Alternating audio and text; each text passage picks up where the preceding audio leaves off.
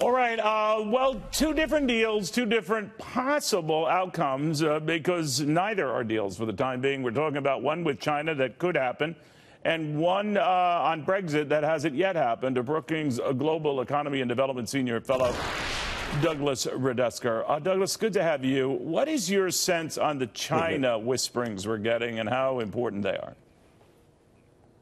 Look, I think this is all noise. I don't think much of it is signal. I think we all know that President Trump and President Xi are going to meet. We know that there's going to be some sort of a positive outcome of that meeting. And we also all know it's probably going to be a lot more of theater than it is substance. And that's the good case. So the good case is they agree that there'll be some sort of a high-level working group. They agree that there's some sort of a framework. That's the best case you can expect. These things are very complicated. There is no staff work that's been done to actually assume that there's going to be anything more than that. And I would take one step further. The fundamental schism, the fissures between what the U.S. thinks China's economy should look like and what China thinks China's economy should look like are not going to be resolved in the next couple of weeks. If over the next couple of years they make progress, good luck. You know, I always wonder, too, Doug, what the fallout will be if they leave Argentina with not even the construct of a return to talks and promise things up, because the markets jump on just the most remote chance things are improving.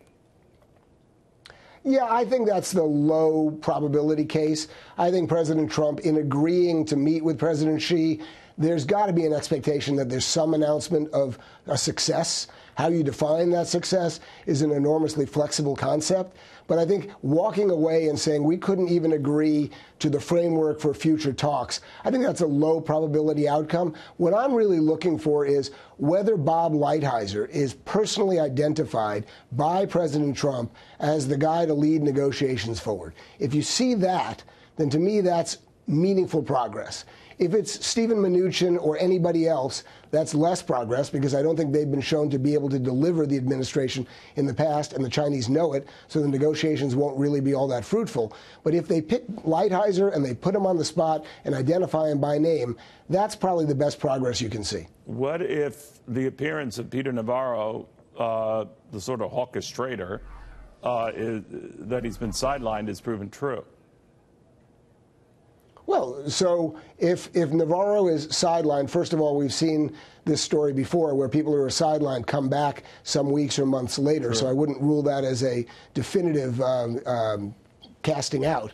But even if that's true, you still end up with a fundamental disconnect between the ask of the U.S. on a number of different issues and what the Chinese are willing to give. And that's why I said I think that Lighthizer getting involved is important, because that's where, you know, trade deals are really important. They're all about the details. They're all about the text that nobody wants to take the time to read.